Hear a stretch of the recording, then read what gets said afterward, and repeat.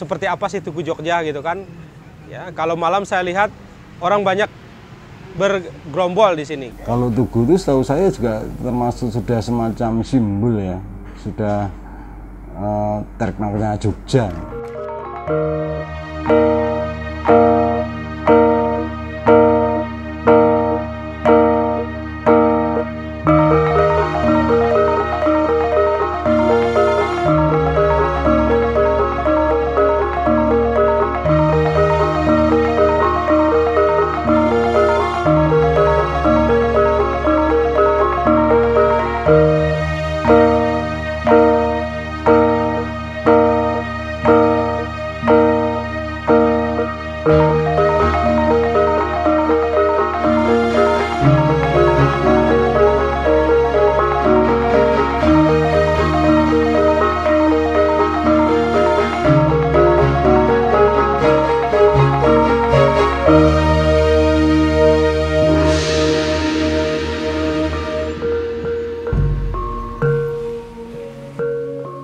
Kota Yogyakarta hingga saat ini masih dikenal sebagai kota pelajar dan juga menjadi salah satu destinasi wisata yang cukup terkenal. Banyaknya wisatawan mengunjungi kota Yogyakarta tiap tahunnya menunjukkan bahwa daya tarik kota Yogyakarta masih cukup kuat untuk mengundang wisatawan.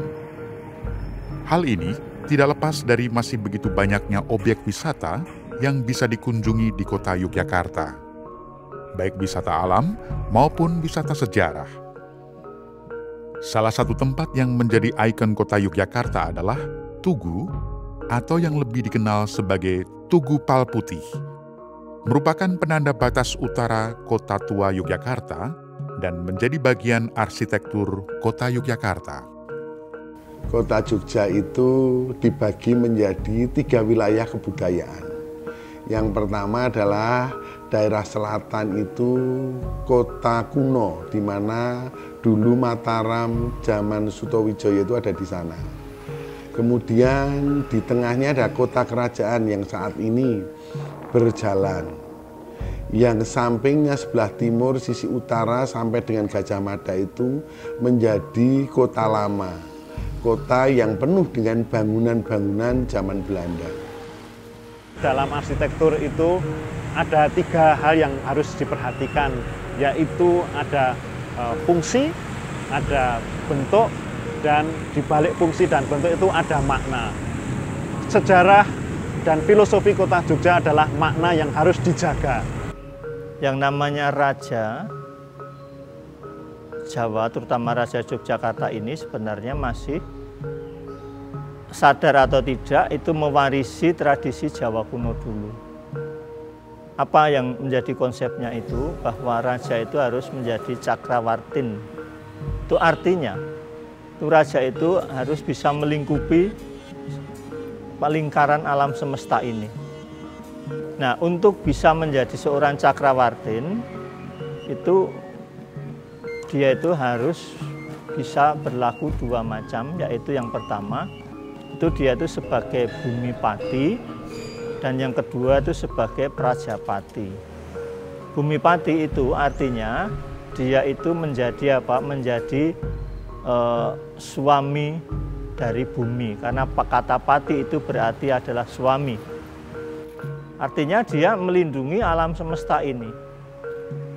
Nah, kemudian yang kedua itu menjadi Prajapati. Pati di sini juga artinya sama, itu suami. Itu praja itu artinya apa? Itu adalah umat manusia yang hidup di dalam bumi ini. Jadi umat ini atau rakyat ini itu adalah istri dari raja. Sehingga raja ini benar-benar menjadi pengayom, pelindung, kemudian dia yang menyejahterakan rakyat dan sebagainya itu. Nah, relasi antara raja dan bumi ini itu kemudian akan diwujudkan itu nanti di dalam apa? Di dalam sistem teologi Tantrayana dulu itu menjadi bentuk Linggayoni itu. Nah, kalau kita lihat dulu itu sisa-sisa dari Linggayoni itu masih kental sekali, yaitu dengan adanya Tugu Golong Gilik itu. yaitu apa? Tugu itu adalah lingga itu, lalu bumi ini adalah yoninya itu sendiri.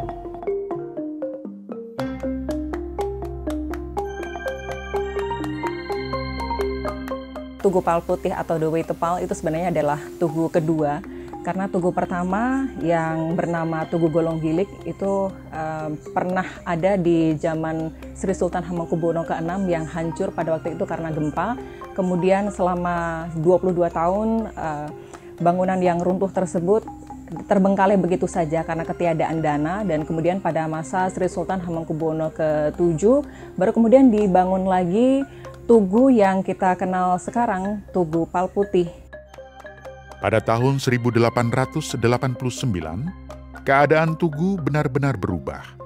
Saat pemerintah Belanda merenovasi seluruh bangunan Tugu, ketinggian Tugu pada awalnya sekitar 25 meter dan akhirnya menjadi lebih rendah, yakni hanya setinggi 15 meter atau 10 meter lebih rendah dari bangunan semula. Sejak saat itulah, tugu ini disebut sebagai The Waitepal atau Tugu Palputih. Nah, tugu itu dulu dibangun, yang awal itu berupa bangunan yang gilik gitu ya, yang ke atas bulat. Oleh karena itu disebut Tugu Golonggilik. Ya, sekaligus mempunyai makna namanya Golonggilik itu ya orang pandangan untuk bersatu, bersepakat, beriktikad yang satu, yaitu satu untuk membangun kehidupan dalam kerajaan yang makmur, sejahtera dan damai. Ya, sehingga sebenarnya yang namanya lingga yang dipresentasikan dalam bentuk Tugu Golonggilik itu menurut saya sebenarnya adalah merupakan bentuk dari miniatur dari keraton itu sendiri. Perombakan bangunan tugu saat itu sebenarnya merupakan taktik Belanda untuk mengikis persatuan antara rakyat dan raja.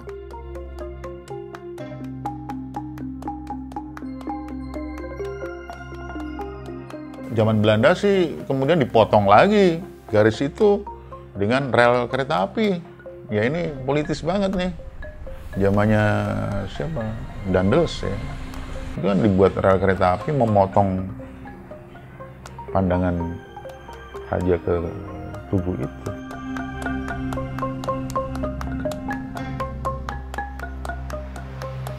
Sejarahnya kan memang itu kan dibikin ketika desain lahirnya kota Jogja ya, di mana Sultan Hamengkubuwono pertama sebagai orang menyebut dia juga punya kepedulian tentang dunia arsitek ya, menata kota.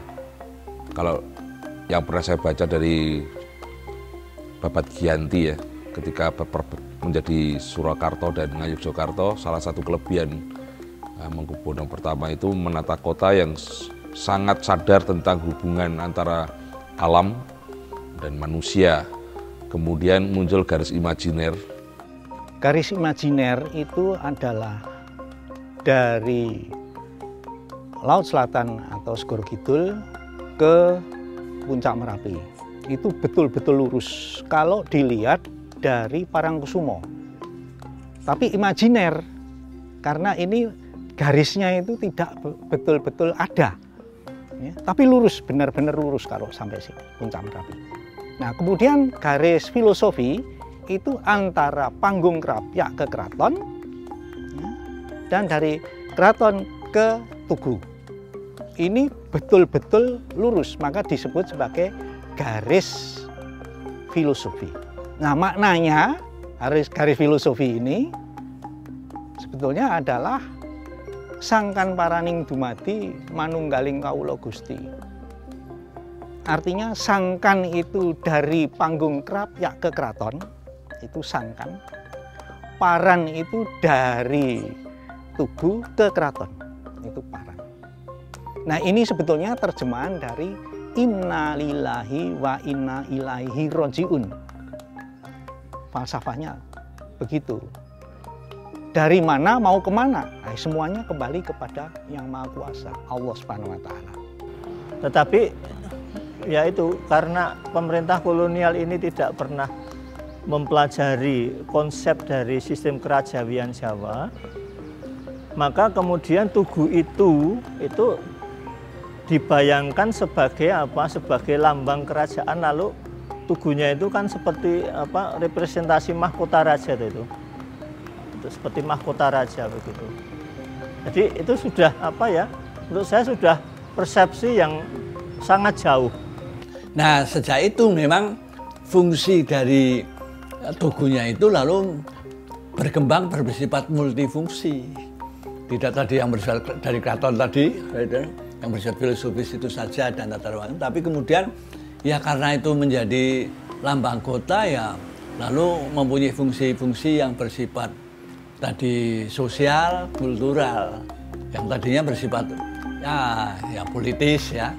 Ada pemaknaan yang berbeda. Tentunya itu juga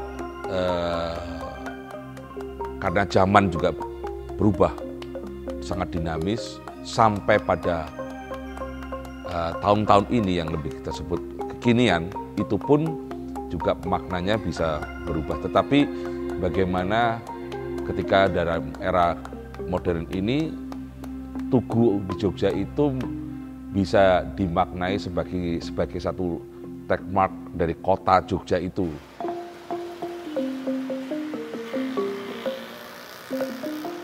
Tugu Jogja yang menjadi bagian pariwisata kota Yogyakarta memerlukan penataan, baik itu lingkungan sekitar maupun bangunan yang berada di sekitar Tugu.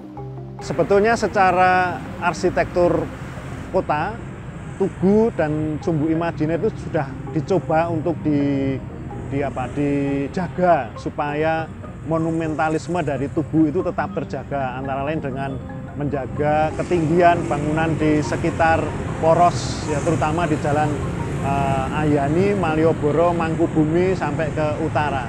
Tetapi tampaknya pelaksanaan untuk memelihara ruang guna menjaga monumentalitas Tugu itu tidak didukung secara sepenuh hati. Waktu itu Dewan Kebudayaan ingin mempresentasikan, mengembalikan lagi Tugu Jogja, dikembalikan dengan seperti Tugu yang lama. Saya pada waktu itu memang agak sedikit berbeda cara pandangnya dengan mereka-mereka, bahwa kenapa sih harus dibikin miniatur di sebelahnya Tugu itu. Kalau memang ingin mengkabarkan tentang nilai-nilai Golong Gilik, sebetulnya dalam konteks sekarang ini kan ada medium yang lain, mungkin lewat media sosial atau macam-macam, bisa di YouTube, bisa di apapun, tidak harus membangun fisik. Saya waktu itu juga hanya sekedar ngoceh aja, karena nek kuwi semangat proyek ya monggo. Pengetahuan atau penyebaran informasi mengenai Tugu, nggak perlu kemudian membeli tanah berapa miliar dan dibangun dengan proyek berapa miliar yang menghasilkan seperti itu. Pertama, materialnya itu ya nggak cocok. Oh ya di situ kok dikasih marmer, kok malah kok nggak kijing kalau menurut saya. Itu gitu. Terus di situ juga ada kecil-kecil koyo ini kok apa tuh kayak Mas? Koyo miniatur keraton atau apa gitu. Sudah ada teknologi digital yang cukup baik. Jadi kan sekarang sudah ada itu tuh Mas, di-scan terus keluar informasinya itu loh. Apa namanya itu? Barcode. Nah, itu kan cukup dipasang di salah satu sudut. Kemudian dengan teknologi yang dimiliki oleh semua orang zaman sekarang, dicepret, diklik itu informasi yang secara digital muncul di sana. Sehingga biayanya bisa digunakan untuk itu tadi, hal-hal yang bersifat lestari. Menurut saya sebenarnya itu akan mempunyai fungsi dua macam, yaitu yang pertama itu adalah fungsi sebagai memori dan juga fungsi sebagai dokumen. Artinya memori itu artinya sarana untuk mengingat-ingat itu. Jadi untuk mengingat kembali apa yang pernah ada di situ. Kemudian fungsi yang kedua itu sebagai dokumen. Nah, dokumen itu harafiah itu artinya itu mengajar ya. Gitu. Nah, itu keberadaan replika itu sebenarnya untuk mengajari kita kembali tentang apa, tentang makna dulu diadakannya Tugu Golong Gilig ini. Menjadi harapan bersama masyarakat Kota Yogyakarta maupun wisatawan yang berkunjung ke Kota Yogyakarta untuk mendapatkan suasana yang aman, nyaman, dan menyenangkan. Bagi saya penting justru pemerintah daerah itu lebih berpegang pada semboyannya yang menurut saya indah. Yogyakarta itu mempunyai semboyan Hamemayu Hayuning Bawono, yang kurang lebih berarti membuat bumi yang indah semakin indah.